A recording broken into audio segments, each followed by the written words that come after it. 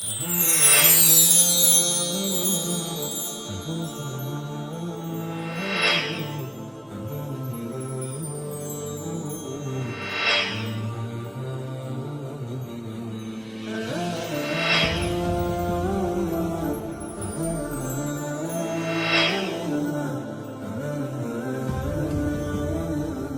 اللہ الرحمن الرحیم۔ فوائد مکیہ کا دوسرا باب ہے، چھٹی فصل ہے ادغام، سبق نمبر 14 میں خوش آمدید۔ آج کے سبق کے اندر ہم حروف شمسیہ اور حروف قمریہ ان کے بارے میں تفصیل سے پڑھیں گے کہ کہاں پر ادغام کیا جائے گا اور کہاں پر ادغام نہیں کیا جائے گا۔ اسی کے ساتھ ساتھ ایک فائدہ اور بھی ہے جو کہ ہم آج کے سبق کے اندر ہی کور کریں گے۔ تو دیکھیں حضرت فرما رہے ہیں کہ لام تعریف اگر ان 14 حروف سے قبل آئے تو اظہار ہوگا، اور 14 حروف یہ ہیں۔ یہاں پہ سمجھنے کی بات یہ ہے کہ لام تعریف کسے کہتے ہیں۔ تو دیکھیں عربی کے اندر ایک یہ ہوتا ہے کہ بعض اوقات ایک اسم ہے وہ نکرہ ہوتا ہے، جیسے کہ رجلن، کوئی سا بھی مرد، اب یہ نکرہ اسم ہے، نکرہ کو معرفہ بنانے کے لیے اس کے شروع میں لام تعریف لگا دیا جاتا ہے۔ یہ جو نکرہ کو معرفہ بنانے کے لیے لام استعمال ہوتا ہے اس کو لام تعریف کہا جاتا ہے۔ تو اس میں فرما رہے ہیں کہ لام تعریف کے بعد 14 حروف آئیں۔ کون کون سے 14 حروف ہیں؟ وہ یہ والے ہیں: حمزہ، با، غین، ہا، جیم اور کاف، واو، خا، فا، عین، کاف، یا، میم اور ہا۔ یہ کل 14 حروف ہیں، جس کو آپ مجموعے کے طور پہ اس طریقے سے بھی پڑھ سکتے ہیں: ابغی حجک وخف عقیمہ۔ ان سے پہلے آئے تو اظہار ہوگا، مطلب یہ کہ آپ نے ادغام نہیں کرنا ہے، اور یہ جو حروف ہیں ان حروف کو حروف قمریہ کہتے ہیں۔ آگے اس کی مثالیں حضرت نے ذکر کی ہیں، فرما رہے ہیں کہ جو باقی 14 حروف ہیں، یعنی ان حروف کے علاوہ جو 14 حروف ہیں ان میں ادغام کیا جائے گا، ان کو حروف شمسیہ کہا جاتا ہے۔ اب یہاں پہ سوال یہ پیدا ہوتا ہے کہ شمسی اور قمری اس کا کیا مطلب ہے، اس کو حروف قمریہ کیوں کہتے ہیں اور اس کو حروف شمسیہ کیوں کہتے ہیں؟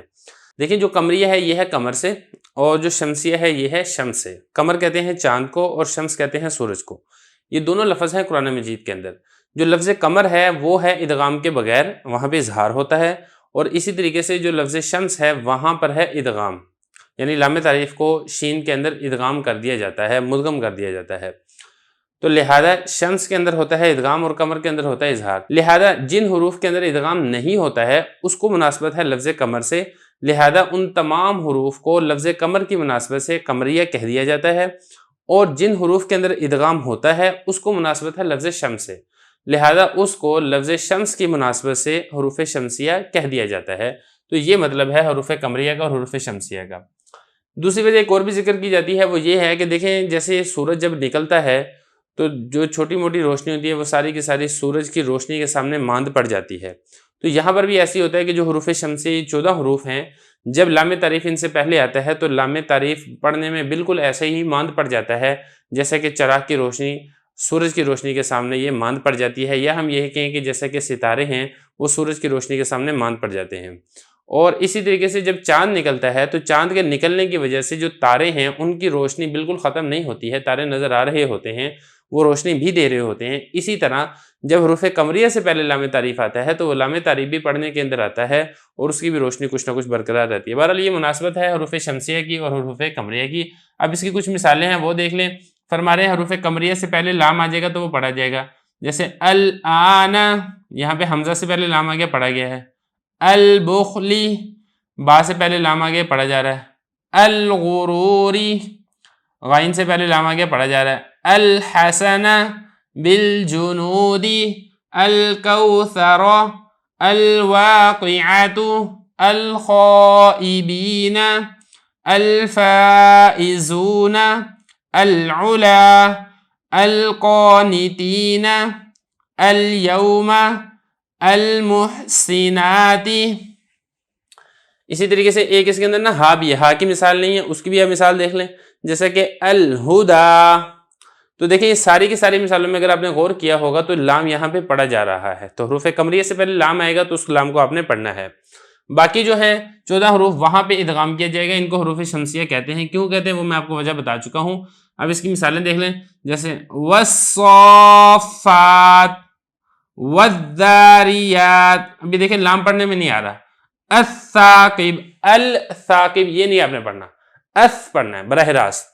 یہ اسی طریقے سے الداعی، التائبون، الزانی، السالکین، الرحمن، الشمس ولا الضالين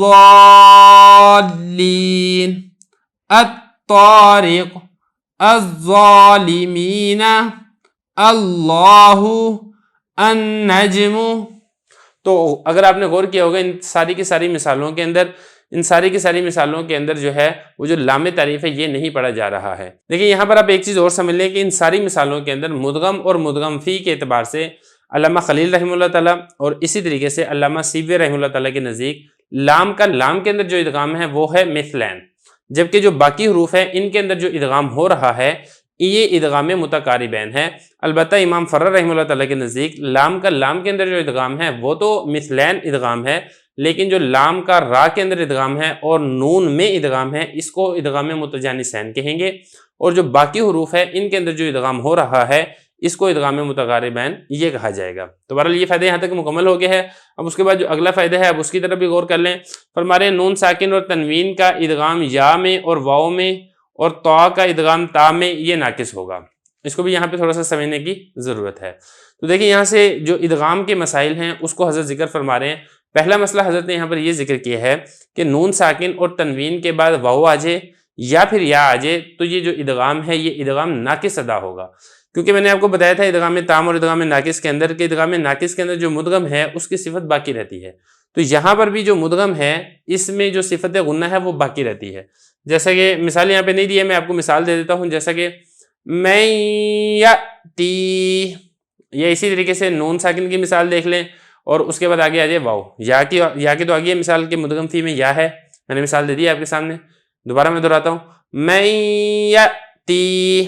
اب واؤ کی مثال دیکھ لیں، یعنی مدغم فی واؤ ہو اور نون ساکن ہو مدغم، جیسے افمن وعدناہ۔ اب یہاں پہ دونوں مثالوں میں اگر آپ غور کریں گے کہ جو مدغم ہے اس مدغم کے اندر جو صفت غنہ ہے وہ باقی ہے، لہذا اس قسم کا جو ادغام ہے اس ادغام کو ادغام ناقص کہا جائے گا۔ اب اس کے بعد آگے حضرت فرما رہے ہیں کہ جو طا کا ادغام تا میں ہوگا یہ بھی ناقص ادا ہوگا۔ وجہ یہ ہے کہ جب طا کا تا کے اندر ادغام کرتے ہیں تو جو طا کی صفت اطباق ہے یہ باقی رہتی ہے، جیسے بسط، احط، ما فرطتم یا ما فرطت، تو باقی یہ صفت اطباق اور یہ جو ادغام ہے اس کی جو صحیح مشق ہے وہ آپ کو کسی ماہر قاری صاحب سے کرنی چاہیے۔ بہرحال میں نے کوشش کی ہے کہ میں آپ کو مسئلہ تھوڑا سا سمجھا دوں۔ تو یہ کل 4 ہی مثالیں بنتی ہیں کہ طا کا جو ادغام ہے تا کے اندر ایک بسطہ، دوسرا احط اور تیسرا ما فرطتم اور چوتھا ہے ما فرطت، اس کے علاوہ اور کوئی مثال اس کی واقعہ نہیں ہوتی ہے۔ اب اس کی وجہ کیا ہے؟ دیکھیں وجہ اس کی یہ ہے کہ جو طا ہے یہ اقوی ہے اور اس کے برعکس جو تا ہے یہ ضعیف ہے، اور اقوی کا ادغام اگر ضعیف کے اندر کیا جاتا ہے تو وہ ادغام ناقص ہی ہوتا ہے، وہ ادغام تام نہیں ہوتا ہے۔ تو یہ حضرت فرما رہے ہیں کہ نون ساکن و تنوین کا ادغام یا اور واؤ میں اور طا کا ادغام تا میں ناقص ہوگا۔ اس کے بعد اب آگے فرما رہے ہیں کہ الم نخلقکم میں ادغام ناقص بھی جائز ہے مگر تام اولا ہے۔ اب دیکھیں یہاں پہ ایک جو مدغم ہے وہ ہے قاف اور جو مدغم فی ہے وہ ہے کاف، تو اگر تو آپ مدغم کی صفت باقی رکھتے ہیں تو پھر اس کے اندر ہوگا ادغام ناقص، لیکن اگر آپ مدغم کی کوئی صفت باقی نہیں رکھتے ہیں بلکہ براہ راست مدغم فی کو ہی پڑھتے ہیں تو پھر اس کے اندر ہوگا ادغام تام۔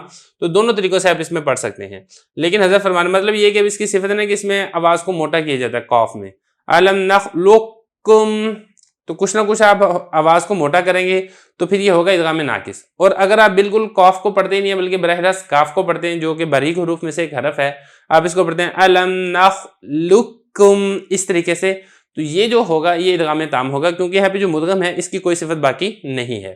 تو یہ فرمانے ہیں کہ اس میں ادغام ناقص بھی جائز ہے مگر تام اولا ہے، یعنی کہ جو قاف ہے جو موٹے حروف میں سے حرف ہے، پر حروف میں سے، آپ اس کو بالکل نہ پڑھیں اور آپ اس کو کاف یعنی باریک ہی پڑھیں، یہ بہتر اور زیادہ اولا ہے۔ اس کے بعد آپ آگے دیکھیں، آگے فرما رہے ہیں کہ نون والقلم اور یاسین والقرآن، اس میں اظہار ہوگا اور ادغام بھی ثابت ہے۔ مطلب یہاں پہ جو نون ہے اس کو آپ خوب ظاہر کر کے پڑھیں گے، اور اسی طریقے سے یاسین میں جو سین ہے اس کو آپ خوب ظاہر کر کے پڑھیں گے۔ البتہ حضرت فرما رہے ہیں کہ اس کے اندر جو ادغام ہے وہ بھی ثابت ہے۔ دیکھیں اس کے اندر اختلاف ہے، اختلاف اس کے اندر اس اعتبار سے ہے کہ دونوں مواقع میں نون والقلم میں بھی اور یاسین والقرآن میں بھی علامہ شاطبی رحمہ اللہ تعالیٰ کے نزدیک تو صرف اور صرف آپ اظہار ہی کر سکتے ہیں، البتہ جو علامہ جزری رحمہ اللہ تعالیٰ ہیں وہ ان دونوں مواقع پر روایت حفص میں اظہار اور ادغام دونوں صورتیں بتاتے ہیں۔ تو بہرحال یہ اب آپ کے اوپر ہے کہ آپ اگر علامہ جزری رحمہ اللہ تعالیٰ کو اختیار کرتے ہیں تو آپ اس کے اندر اظہار بھی کر سکتے ہیں، ادغام بھی کر سکتے ہیں، لیکن اگر آپ علامہ شاطبی رحمہ اللہ تعالیٰ کو اختیار کرتے ہیں تو آپ صرف اور صرف یہاں پر اظہار کریں گے، ادغام کرنے کی اجازت نہیں ہوگی۔